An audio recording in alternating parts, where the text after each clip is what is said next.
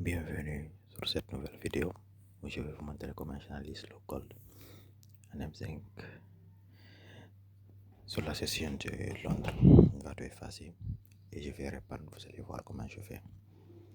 On va aller d'abord sur le hashing. Sur le hashing, on est clairement dans une tendance baissière dans cette phase. On fait des impulsions et des corrections. Impulsion et correction. Maintenant, le prix est venu dans un nouveau demand zone ou order block. Voilà, on va tracer ça. On va bien schématiser. Maintenant, on va descendre après sur les pénis unités de temps en M5. On a même eu la cassure de la structure. Maintenant, tout ce que nous allons faire, c'est de chercher sur les petits time frames des entrées pour essayer de raffiner très bien. Voilà. Ici, on est en M5. On voit quoi en M5? On a ici d'abord une prise de liquidité qui a conduit à la chute du prix. Après, il a cassé la structure. Il a laissé notre demande zone en haut ici qu'on va schématiser, qu'il est venu reprendre. Ici, on a cette demande zone. Tout le prix est venu retester après. Il a chuté encore. Là-bas, il a pris de la liquidité même. Il y avait une autre prise de liquidité interne aussi là-bas. Voilà ça.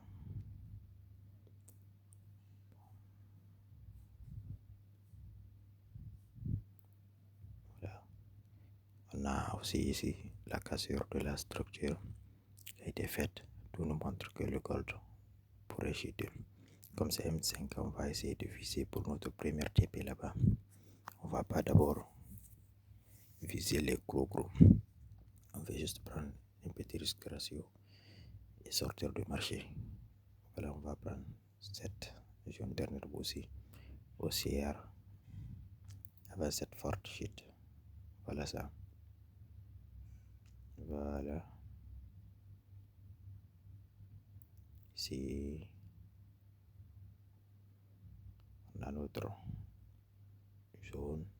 On va chercher du 5 à 6 R.